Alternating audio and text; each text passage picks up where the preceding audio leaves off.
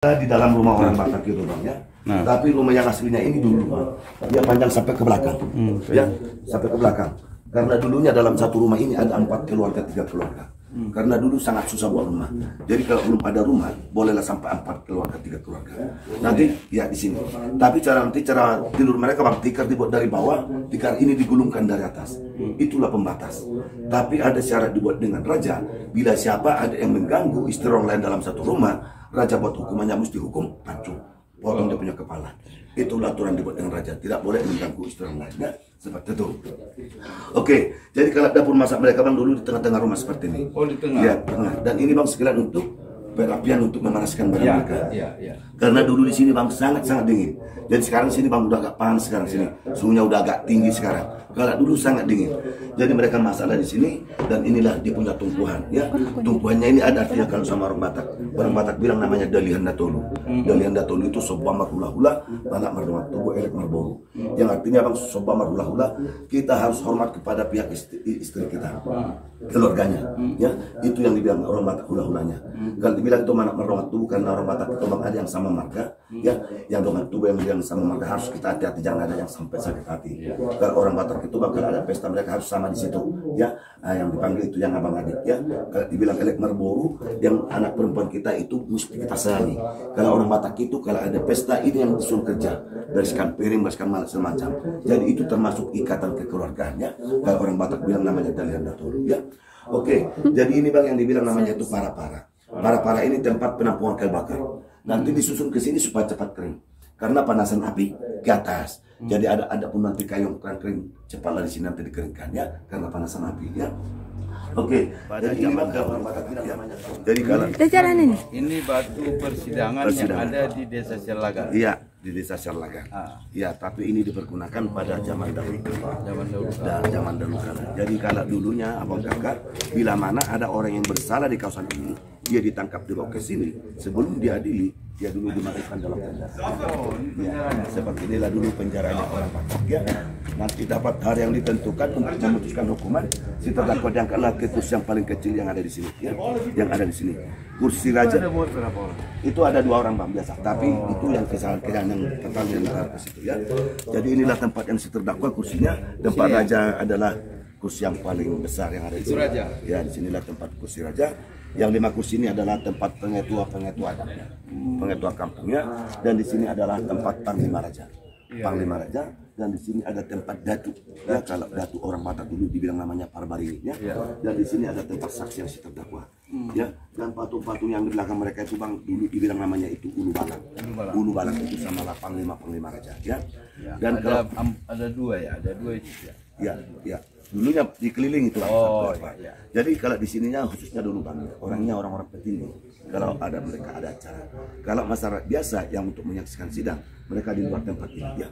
Mereka di luar tempat ini. Ya, itu ada boleh menyaksikan di luar ya? Ya di luar bang, nggak boleh ini sih khususnya orang-orang petinggi. Artinya mereka dengar juga. Ya dengar dalam juga.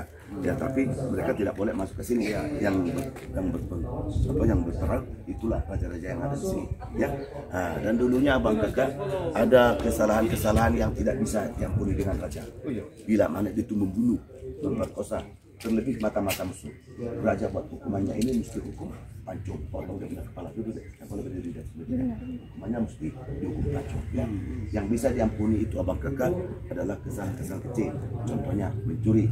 Tapi apa nanti yang dicuri, dendanya bisa sampai berapa kali lipat. Ya, supaya orang takut buat kejahatan atau kesalahan. Nah, dia dipancung diberikan hak nggak untuk dimakamkan? Enggak, nanti bang prosesnya di sana kita sidang dulu. Nanti di sana prosesnya ya. Oke, nanti sesudah dapat hari yang ditentukan untuk memutuskan hukuman, kita dapat yang ke sini. Nanti si raja tanya dengan saksinya, apa kesalahan sebenarnya? Bila mana dia itu mata-mata musuh, dia raja mata-mata musuh. Jadi kalau dia itu mata-mata musuh, dia punya hukuman mesti tetap pancung ya. Supaya masyarakat yang untuk menyaksikan supaya tahu apa yang hukuman terdakwa ini. Tapi dulunya bang kakak, kalau sudah berani berbuat kejahatan seperti itu, dia punya ilmu atau kebal-kebal itu sudah pasti ada. Karena orang Batak dulu yang diperkuat adalah ilmu karena belum ada agama. Ya. Tapi nanti untuk melemahkan atau menghilangkan ini kekebalan si terdakwa ini, nanti si raja perintahkan datunya. Lihat dulu hari apa hari kelemahan dia. Supaya dia punya kekebalannya, supaya bisa dihilangkan semua ya. datanglah nanti seorang datuk ini mengambil dia punya buku. Kalau orang Batak bilang bang namanya buku Pustahalaklat. Ya kalau kita orang Jawa bilang ini mirip seperti buku primbon, buku mantra-mantra. Nanti itu si datuk berdua minta petunjuk seperti patung yang ada di sana, ya, yang ada di sana. Tapi dulunya bang kakak, kalau mereka itu berdua mesti ditaruh sesaja di tempat dia punya persembahan. Itu makanan-makanan ciri khas orang Batak. Ya. Baru nanti ini si datuk memintanya, tolong tunjukkan di mana kekuatan dan kelemahan ini terdakwa supaya dia punya kekebalannya supaya bisa saya hilangkan semua. Nanti datunya ini abang kakak masuk ke rasukan, masuk sama dia pura-pura, ya. Nanti datang petunjuk sama dia. Nanti sesudah udah tahu di mana ini dia punya kelemahan ini terdakwa ini abang kakak, baru terdakwanya nanti barulah dibawa ke sana. Di sana nanti tempat eksekusi pemenggalannya dan di sini tempat sidang untuk memutuskan apa dia punya kesalahannya seperti itu. Jadi kalau ada yang kurang jelas bisa ditanya Pak. Baik, kita ini berada di Kuta Sialagan di batu persidangan dengan Pak siapa tadi? Pak Guido Sitinjak. Pak Guido Sitinjak yang mengetahui sejarah guide lokal. Baik, ini adalah sebuah destinasi dan sejarah yang tidak boleh dilupakan kepada generasi. Kita juga harus memahami bahwa semua kita ini harus paham dari mana cikal bakal kita lahir, dan kita juga harus lihat bagaimana perjuangan para leluhur dan orang tua kita dulu. Tentu ini sejarah akan kita kupas kembali nanti di lain waktu. Kita lihat di tempat yang lain. Ya, oke, let's go. Baik, ini apa namanya? Jadi di sinilah bang itu tempat eksekusi pemenggalannya. Tapi sebelum saya terangkan eksekusi pemenggalannya, saya terangkan dulu barang-barang yang ada di sini. Sebentar. Ya. Pemenggalan hasil cerita rapat, yang hasil keputusan rapat sudah valid. Ya, sudah valid ya. Dan memang harus hari ini sudah dieksekusi. Oke. Ya. Di lokasi eksekusi dari tempat persidangan yang tadi. Iya. Oke. Jadi sebelum saya terangkan eksekusi pemenggalannya bang kakak, saya terangkan dulu barang-barang yang ada di sini. Tapi ini semua yang udah duplikannya, tidak aslinya. Kalau aslinya itu dulu tidak sembarangan karena ada kekuatan di mata temujinya. Ya, jadi ini udah duplikannya. Jadi inilah abang kakak di tanggalan orang Batak. Dia punya kalender orang Batak untuk melihat hari yang baik, hari yang baik dari sinilah. Tapi tanggalan orang Batak ini cuma 30 hari 1 bulan. Ya, tidak ada 29, tidak ada 31. Semua 30 hari. Tapi sama juga 12 bulan 1 tahun. Ya. Jadi kalau orang Batak itu bang bilang bulan itu Sipaha, Sipaha Sada, Sipaha 2, Sipaha 3, Sipaha 4 sampai Sipaha 12. Itulah bulan 12. Jadi kalau bulan itu bahasa Batak Sipaha, ya. Sipaha Sada 2 tahun 4 yang miripnya seperti bahasa Jawa. Ya. Oke. Jadi inilah bang yang saya bilang tadi namanya itu buku Pustahalaklat, ya, atau mirip seperti buku primbon. Disinilah dulu buku obat-obatan, buku jimat-jimat yang menghadap ke pohon besar itu. Dan inilah nanti dibaca datunya, dan dilihat harinya, supaya nanti kekebalannya tetap bisa dilakukan semua. Namanya buku Pustahalaklat. Jadi dulunya bang kakak, bila mana ada orang yang sakit, dulunya pergilah sama datuk atau dukun. Itulah untuk mengobati. Karena zaman dahulu belum ada dokter seperti tak sekarang. Ya, dokternya itu dulu datuk lagi orang Batak bilang. Oke, jadi inilah yang dibilang namanya Pak Kakak, itu Tukok Tunggal Panaluan. Tukok Tunggal Panaluan. Yang aslinya ini dulu bisa berkomunikasi dengan dunia. Iya, kalau mereka pun itu ada party, hujan datang, hujan bisa dipindahkan ke yang lain. Ya. Dan tongkat ini nanti bang, ini digunakan dengan datu untuk melemahkan kekebalan si terdakwa. Ya, sesuai apa yang sudah diberikan petunjuk sama dia. Ya, karena tadi kalau yang terdakwa itu pasti punya ilmu kebal. Ilmu dan sudah berani mengganggu. Inilah yang melemahkan. Inilah yang melemahkan. Dan panglima-panglima raja itu pun harus mempunyai ilmu yang sangat tinggi, Pak. Mereka bisa itu ditangkap. Ya, seperti itu. Oke, itulah nama benda-benda ini. Tadi si raja memutuskan hukuman si terdakwa bahwa si terdakwa itu bang mesti dieksekusi, mesti dipenggal. Dia dibawa dari sana ke sini, tapi dulunya sudah tangan diikat di belakang.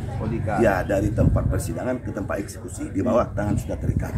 Dan saya sudah siap di tempat eksekusi pemenggalan, mata si terdakwa bang ditutup dengan kain ulos. Mata ditutup. Mungkin tujuannya banyak bang supaya kita jangan merasa kasihan melihat cerminan matanya, ya. Jadi mestinya dari dulunya pun kalau hukuman mati mata mesti ditutup seperti ini, ya. Tapi mata saya nggak saya tutup lah bang, ya. Biar ceritanya biar nanti sama bang. Tapi aslinya dulu mata ditutup. Dan sesudah mata ditutup, nanti di sini bang dikasihlah makanan yang terakhir. Disediakanlah makanan yang terakhir. untuk si terdakwa. Tapi di dalam makanan ini Abang Kakak udah dicampur dengan ramuan-ramuan semua. Sesuai apa yang sudah diminta si Datuk, petunjuk yang sudah diberikan sama dia. Dengan tujuan itu untuk melemahkan kekebalan yang ada dalam tubuhnya. Tapi nanti dia memakan makanan ini Abang Kakak, dia langsung pakai mulut seperti ini. Oh, tidak boleh pakai tangan. Enggak, tapi udah terikat Bang. Karena dia ini Bang udah dianggap seperti binatang. Karena dia punya kesalahan. Makanya penjaranya orang Batak itu Bang selalu di kolong rumah dibuat karena apa? Karena dia itu udah sama seperti binatang. Tadi saya bilang di kolong rumah ditaruh binatang. Jadi siapapun yang berbuat kesalahan yang tidak bisa diampuni dengan raja itu udah disamakan seperti itu. Ya, seperti itu. Oke. Nanti sudah siap dia memakan makanan ini. Bila mana adakan seperti saya ini Bang, mesti dibuat. Ya, mana tahu nanti tebal cima-cima ditaruh sebagai barang. Ini selalu seperti itu. Ya. Nanti itu dulunya biasanya ditaruh benangnya 3 warna, ditaruh dia punya pulungan-pulungan supaya tanduk pukul tanduk kita. Jadi mesti dicek semua. Nanti sudah dicek semua Bang, ini ditutuplah dengan kain tulis, diganti dengan kain tulis. Nanti diikat kuat-kuat. Dan kakinya diikat dengan dia punya roda. Ya. Nanti si terdakwa ini Bang diangkat dan dilentangkanlah ke batu penyiksaan yang ada di sini. Ya. Oh ini ya. Dan sekalian untuk melemahkan kekebalan. Dia dilentangkan posisinya Bang lebih kurang adalah seperti ini. Ya. Seperti ini. Ya. Nanti sesudah itu datanglah nanti seorang daki ini mengambil ini dia punya tongkat. Ya, ini nanti diambil tongkat, ini dibaca nanti mantra-mantranya. Ya, dibaca mantra-mantranya ini seperti yang menari Bang ya. Tapi yang sudah seperti yang sudah kemasukan, baca mantra-mantra, jadi dikelilingi sampai berapa keliling. Kalau sudah dapat titik kelemahnya, baru tongkatnya ini Abang dipukullah dari atas sampai ke bawah. Dia pukul dari atas sampai ke bawah. Dia pukul kuat-kuat sampai dia menjerit. Ya. Jadi kalau dia itu menjerit, dia punya ilmu atau kebal-kebalnya sudah hilang. Tapi belum cukup seperti itu Bang. Untuk memastikan nanti ambillah pisau kecil seperti itu. Baru disayat lagi. Disayat sampai berkembang. Jadi kalau udah tubuhnya sudah bisa terbuka, ini si terdakwa ini Abang Kakak sudah bisa lagi eksekusi seperti itu. Tapi seperti itu tubuh yang disayat tadi ini disiram dengan air asam lagi. Disiram dengan air asam lagi. Dan dia pun menjerit dan semakin lemah. Dan dengan tujuan Bang disiksa seperti itu untuk menunjukkan kepada seluruh punya masyarakatnya supaya jangan ada melakukan kejahatan yang seperti dia lakukan, supaya takut supaya tidak. Dan yang kedua Bang pada baik tukang tanya apa? Pemeriksaan ya, seperti itu. Oke, nanti sesudah itu baru si terdakwanya nanti Abang Kakak diangkatlah ke tempat itu pemenggalan. Di sinilah tempat pemenggalannya Bang.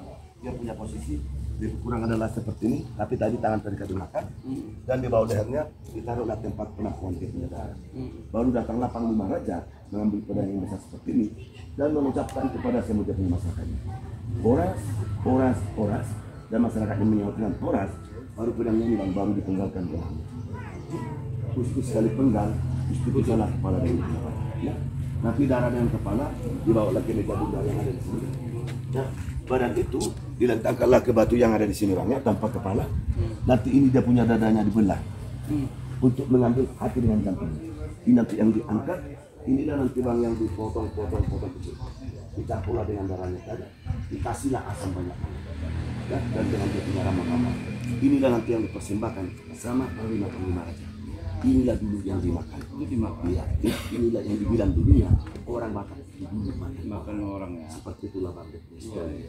Tapi mereka makan Bang ini dengan tujuan dan ini sekalian untuk menambah kekebalan, menambah ilmu. Supaya mereka itu hebat dan lebih. Sekalian badan itu juga dimakan. Tidak Bang, cuma itu aja. Nah, mereka makan ini kekebalan ya. Tapi ini sisa badan Bang dengan kepala ini dibuang jauh-jauh. Ya. Itu tidak dikubur. Itulah hukum orang Islam. Dan tempat pembuangannya itu pun kita tidak diperbolehkan melihat selama 7 hari 7 malam. Nanti bisa katanya roh jahatnya kembali sama kita dan itulah aturan ya seperti itu. Jadi kalau menurut sejarahnya itu Abang Kakak, akhirnya dia punya eksekusi yang tidak berlaku lagi. Kira-kira tahun 1816. Ya, sesudah itu datanglah misionaris yang dari luar, tapi yang dari Jerman yang punya nama Dr. Ludwig Nomensen. Inilah yang menyebarkan agama dan lama-kelamaan ini dihilangkan semua, tinggal dia punya historinya lah Bang Kakak sampai sekarang. Itulah sejarah yang ada di kampung ini. Tapi yang saya terangkan ini bang, yang intinya, kalau saya terangkan dari dasarnya bang, abang 3 hari 3 malam di sini belum tentu siap-siap. Ya. Oke, itulah yang dapat penjelasan yang kami bisa. Baik, itulah yang sudah dijelaskan oleh Pak Wido Sitinjak terkait dengan sekilas info sejarah penting bagi kita untuk mengetahui perjalanan para raja, situasi, adat istiadat yang ada di Desa Sialagan. Tentu ini adalah sebuah penambahan pemikiran untuk melihat psikologi dan antropologi daerah. Tentu ini adalah bukan hanya kepentingan kita, tapi adalah sebuah kepentingan nasional yang berbeda adat dan istiadat tentu di daerah Toba maupun kabupaten ini berbeda dengan yang lain, dan ini adalah sebuah kebanggaan. Horas, terima kasih bagi Pak Wido Sitinjak.